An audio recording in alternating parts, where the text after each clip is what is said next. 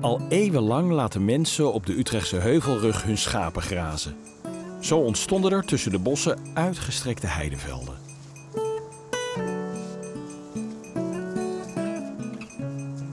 Kijk. Goedemiddag. Dag Menno. Hallo. Hoi. Clemens. Ach, wat een kalme kudde. Ja. Is dat altijd zo met kuddes of ligt het ook heel erg aan de herder? Nou, het is eigenlijk het samenspel van de herder, de schapen en de hond. Ja. Een van de dingen waar we voor moeten zorgen, dat is graasrust. Wat wij hier doen, dat is voorkomen van vergrassing en verbossing. Als je het hebt over verbossing, dan wil ik niet dit. Die berkenopslag. Berkjes. Ja. Dit is verbossing, hè? Ja. En we moeten zorgen dat die grasmat open blijft. En straks zien we die hele grote plekken met rietgras. En die doen het heel goed op die stikstofdepositie. Ja, die gaan dan heel hard. Die gaan heel hard en die verdringen dan op een gegeven moment de plekken voor het kruiden. Dus de schapen worden uiteindelijk ingezet voor het herstel, de verbetering van biodiversiteit. Ja. Kruiden, bloemen, insecten, vogels die erop afkomen. Ja. Wij zorgen met die kudde ook voor verbinding tussen die heidevelden. Je vervoert ook via de mest en de vacht zaden tussen het ene gebied en het andere. Dus je hebt genetische uitwisseling. Oh, ja. Want ze schuren langs kruiden, langs planten, langs bloemen, nemen zaden mee. Ja. En die komen weer terecht op een heel ander stuk. Ja, op een heel ander stuk. Dit is het geluid van een onbewaakte spoorwegovergang waar ze nu voor staan. Heel ritmisch aan het rinkelen, ja. Kom maar. Kom.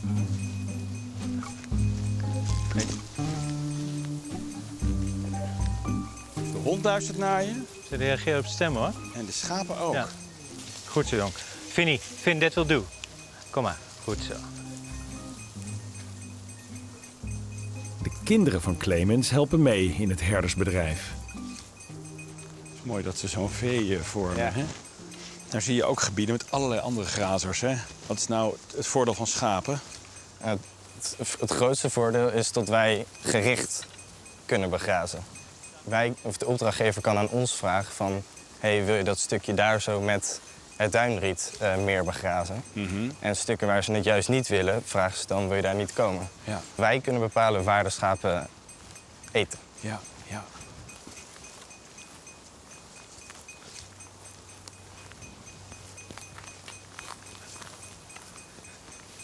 En waarom kan zoiets nou niet met een maaier?